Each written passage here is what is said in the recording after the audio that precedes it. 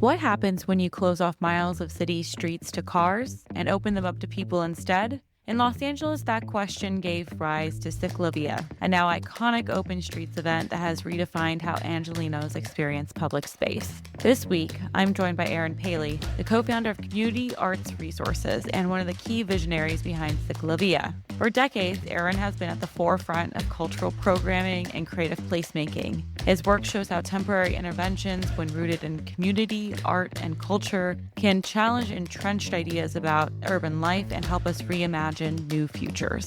In our conversation, we explore the importance of honoring place-based histories, the challenges of translating temporary events into long-term systems change, and what LA can learn from its recent wildfires, upcoming global events, and the pressures of rapid development. Throughout our discussion, Aaron reminds us that placemaking is a form of storytelling, resistance, and sometimes the only tool we have to reclaim the places we call home.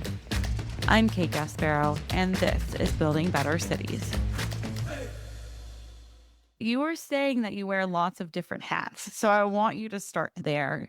When I got out of college and moved back to Los Angeles in 1982 and discovered the intersection of arts, culture, community, and place. And that led to the creation of Community Arts Resources, which I co-founded with Katie Bergen, who's been my partner at CARS since 1989. I've been working with Katie pretty much on a regular basis since 1982. So we have decades of experience doing exactly this, thinking about lifting up communities, working with arts and culture as a way to do that, and also looking at the public realm and how we might help. We feel that if we can make a change or we can create some new models in Los Angeles, they could have an impact on cities that are like Los Angeles. And when you think about cities, more cities look like Los Angeles than they look like New York or Paris or Copenhagen. So we get a lot of models and a lot of examples from those cities, whereas not a lot of cities look like them.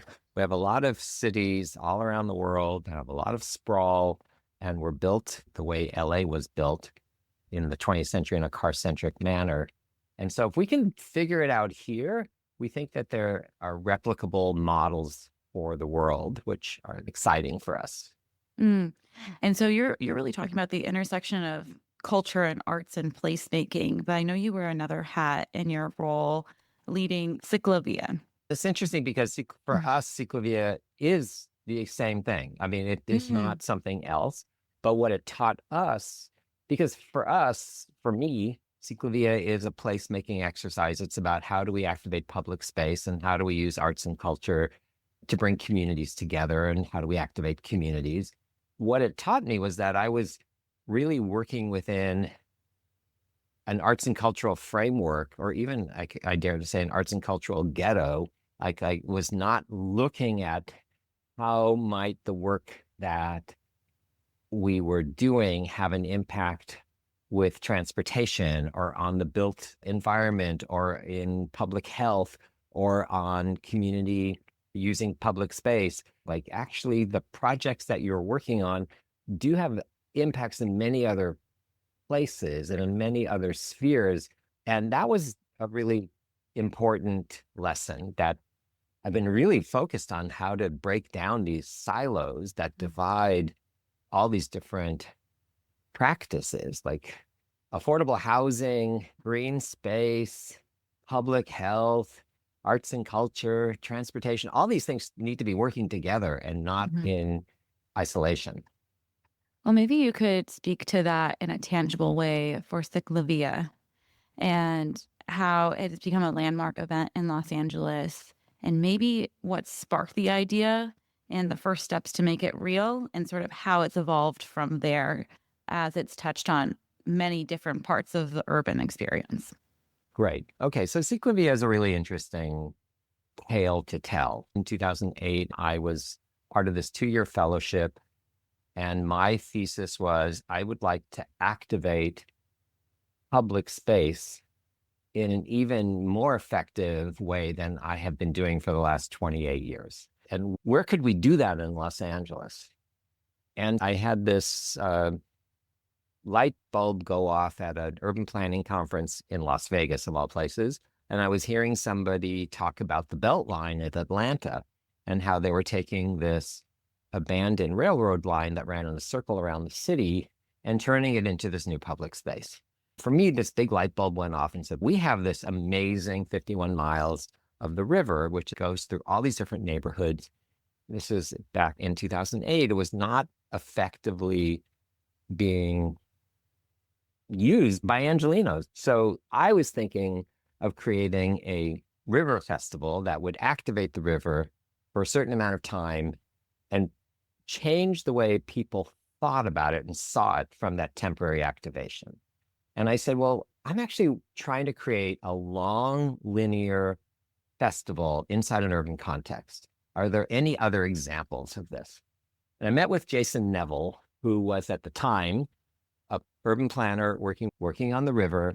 And I told him what I was looking for. And he said, well, you should look at Ciclovia in Bogota. And he told me about what's happening in Bogota, Colombia. The concept of Ciclovia is you can take any public street or any street and transform it. And that idea was so simple. And it was such a different way of thinking and of like how we could transform LA that I just got really excited. So Antonio Villaraigosa was elected to a second term, and LA Magazine was going to do a famous issue addressing to the mayor saying, what should you do next, right? So they just asked all these people, what would you recommend the mayor do next? And I wrote that we should be looking at Bogota and taking over streets like Wilshire Boulevard and turning them into ciclovias on a Sunday. I got an email from Adonia Lugo, who said, hey, there's a bunch of us working on the exact same thing. We're trying to bring ciclovia to Los Angeles too. And we corresponded and we decided to meet. And that's when I say my company, Cars, meets bikes. And that's what gives birth to ciclovia. So it turns out that there's a group of advocates, and they've been meeting for about 7 months at that point. And so LACDC set up an ad hoc committee, of which they were a part and others joined. I think the success of Ciclovia is that it had a lot of parents, not just one mother or father, but a lot of parents, all of us with very different perspectives. So it wasn't just a bike project. It wasn't an arts project. It wasn't just anything. It was everything.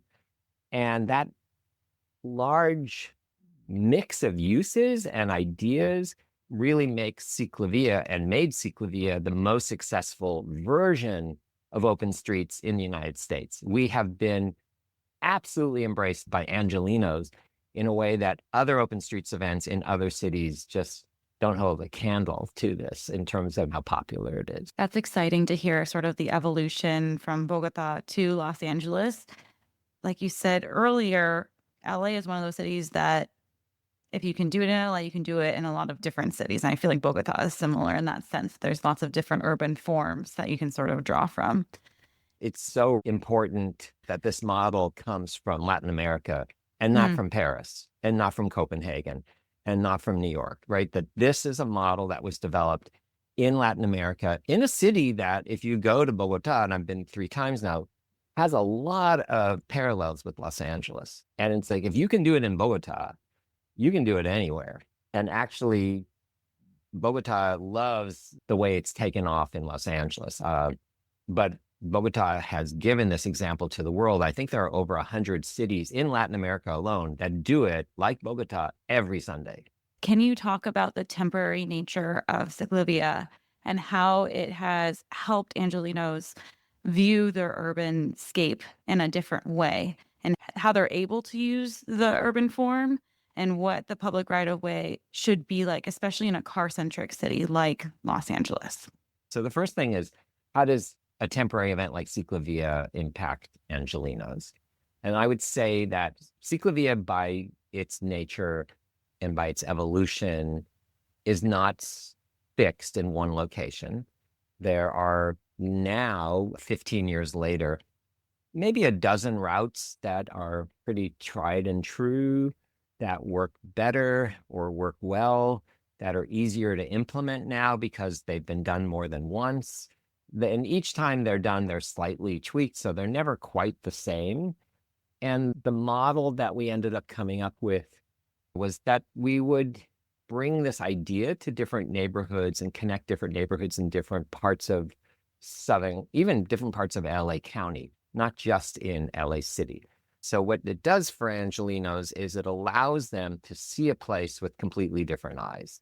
I mean, if you're used to looking at Wilshire Boulevard with cars, if you see it without cars and you see it actually not just without cars, but now people are walking and biking, and then there's like kind of a cultural hub set up at a place on Wilshire Boulevard. Now there's a stage and there's things happening in the street.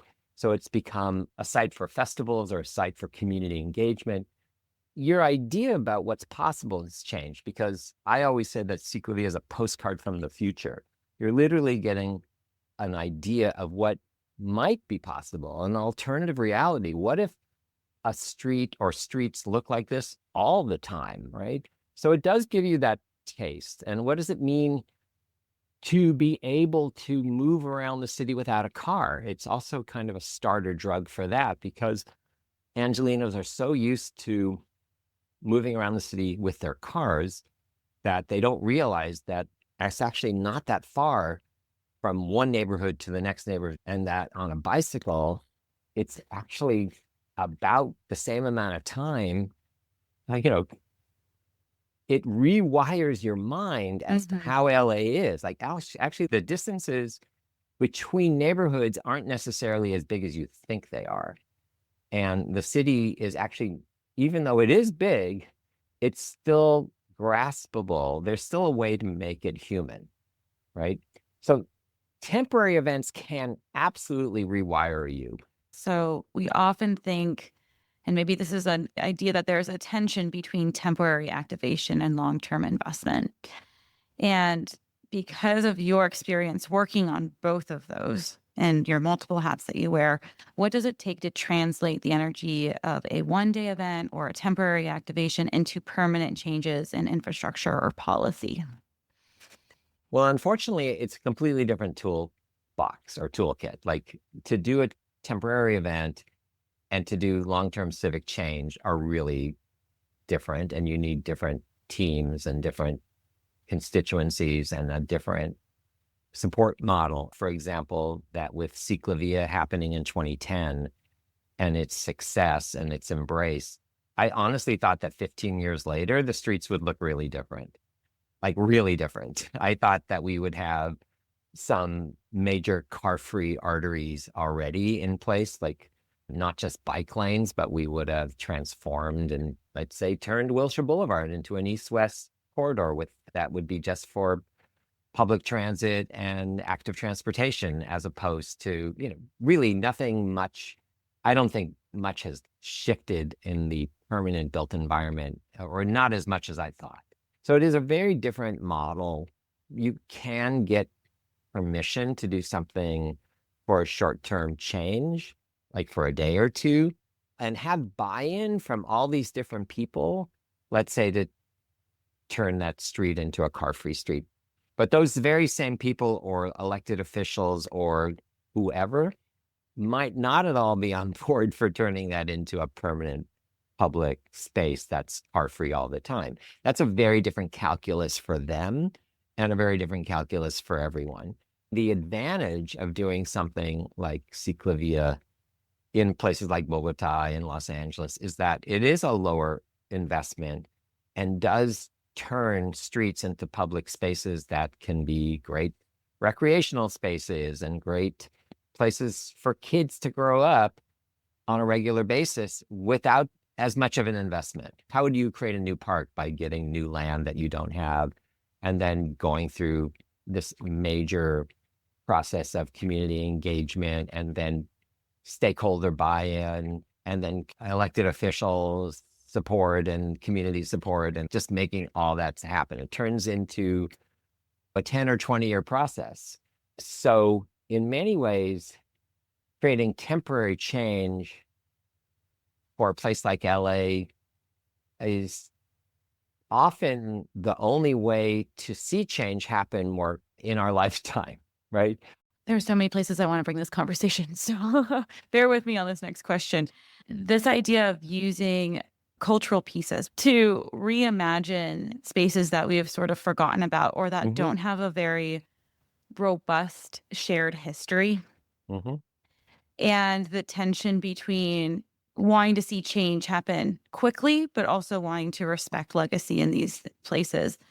I'm curious, how are you, through your work, centering community voices as you're working through whether that's temporary activations or longer term investments, such that the legacy of a place isn't lost with change? Absolutely. The legacy of place is very important to me. And it was something that I started to think about as a kid growing up in LA. I was witnessing the erasure of place all the time around me. And it was kind of a normal thing to drive down a street in the 60s, and you would be used to seeing that old house there. And then one day it's gone, right? Hmm. And then there's a parking lot there. So that erasure of history eventually led to the LA Conservancy as one of the most powerful historic conservancy organizations in the country, because there really was a lot of erasure going on, Hmm. right? Another part of that erasure wasn't just physical, but it was societal, meaning like we forgot who the people were who lived here before. So it's very important for a place like Los Angeles that we put history back Hmm. into LA. There's this common myth about LA that LA is a place without history. This place has so much history and Hmm. it's so rich. And we have spent 2.5 centuries not paying attention to it and trying to ignore our own history and put it under the rug or hide it in the closet. The most important thing about LA right now is its Hmm. history. Why are certain neighborhoods the way they are? All you have to do is go back and look at the way zoning was created, or the de facto zoning through mortgages and bank lending that changed where people could live and how they could live. And Hmm. who did that affect? And how did that take wealth or rob wealth from these people for generations and award wealth to these people for generations? Hmm. All of those things are built into the history in ways that we need to be mindful of. So now it's about working with community groups that are in these neighborhoods all over the city, which have woken up to this. This is not something I alone have woken up to. People all Hmm. over LA are woken up to this. And some people never forgot it. There are people like who were descended from Tongva or from Californios, people who were here before the American conquest in 1846, who have these long memories, right, of how things were. What's different is that we are making that a mainstream narrative and not a forgotten one, Hmm. or not one that's just belongs to this marginalized community without power. So Hmm. it's very much a case that you have communities that don't have power, that are marginalized. They keep these things alive, and Hmm. everybody else forgets. Hmm.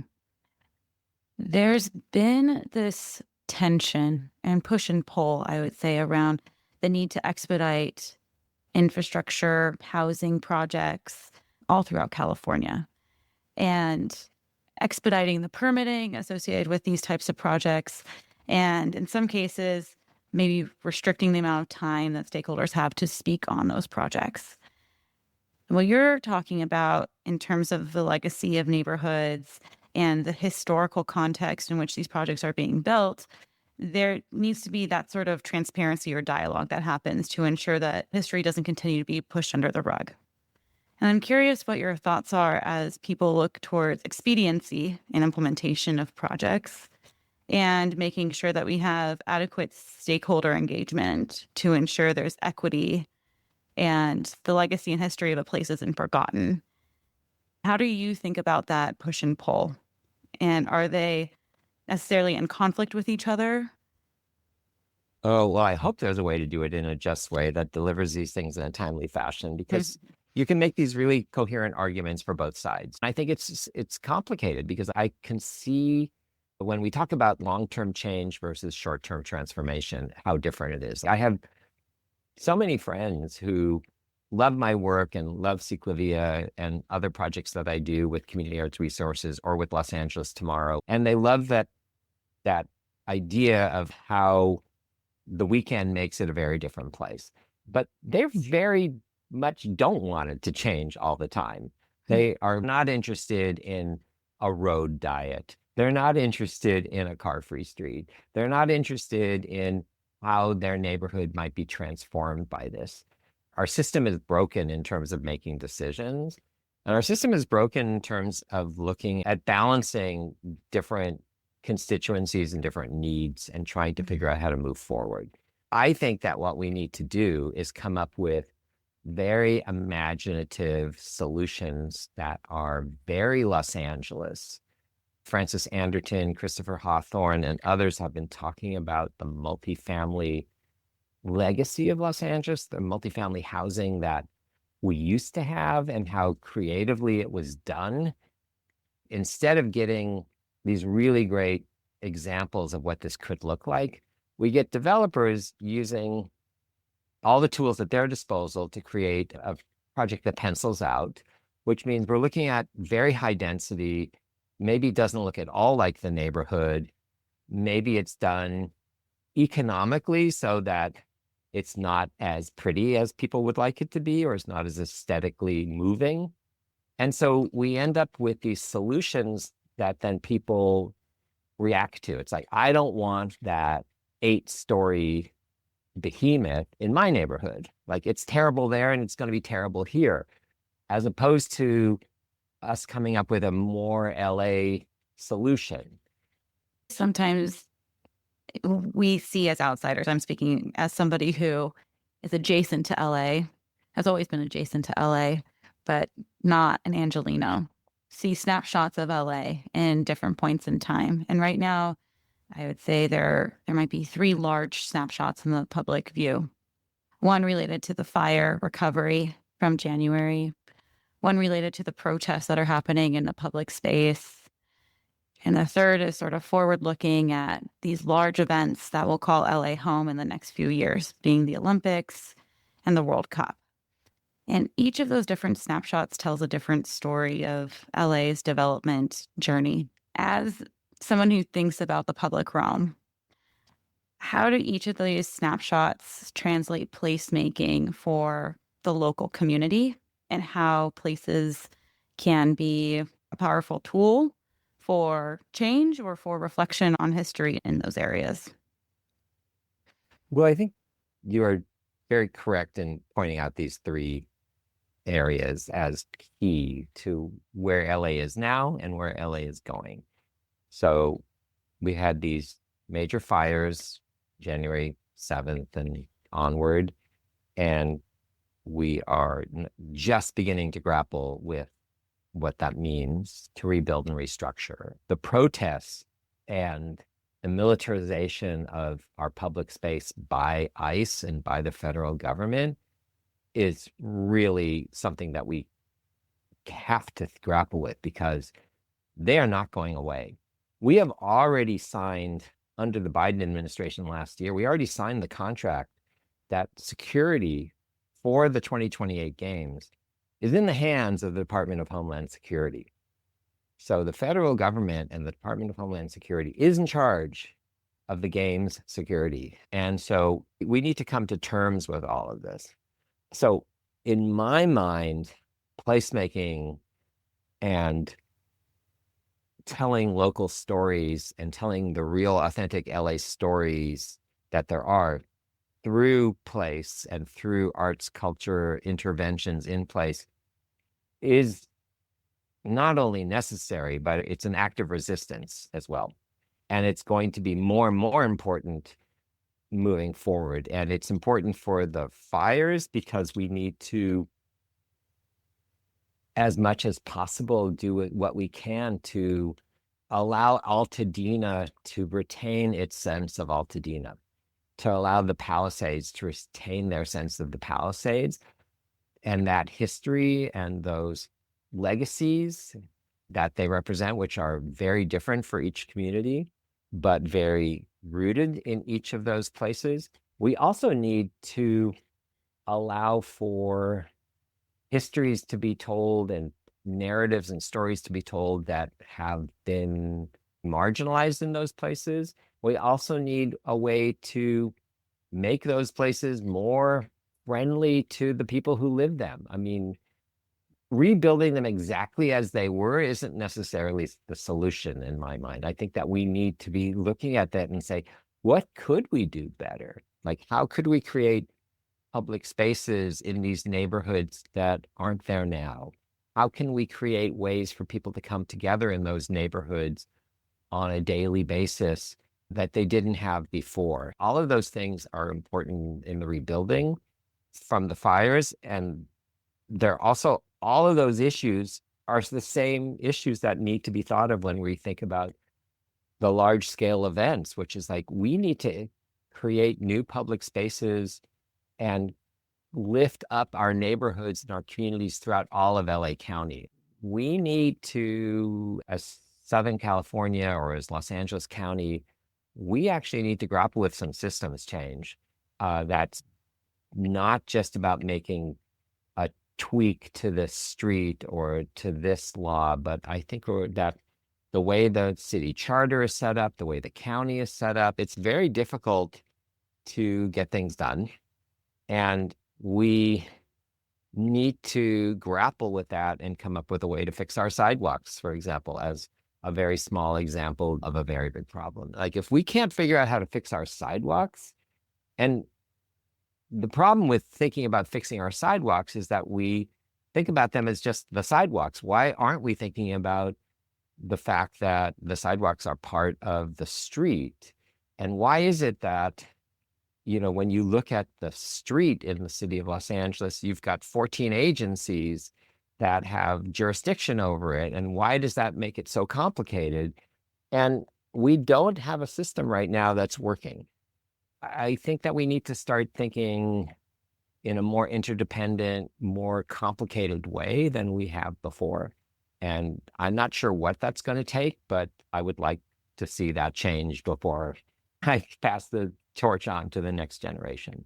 This siloed approach, which we see in a lot of places with all these agencies that have jurisdiction over the same piece of roadway, is kind of in opposition to what you're saying happened with Ciclovia, where you had experts in all these different spaces come together to create something that was bigger than the sum of its parts. And you also needed what we had, which was we had an elected official who stuck his neck out for the project. So Antonio Villaraigosa, who was the mayor at the time, really said, I want this to happen. And he really pushed for it to happen in a way that allowed it to happen. It would not have happened the way it happened, in the speed it happened, or even in the form it happened, without that unvarnished, undiluted support. He was behind us 100%. It means something completely different to go into a meeting when you have the mayor with you, like not literally there, but to go in to talk to the Department of Transportation, and you know the mayor is backing you, and the Department of Transportation is saying, this is a terrible idea, but the mayor's bending, is telling us that we have to cooperate with you. And so you have this leverage that one needs. So this top down, we need leadership.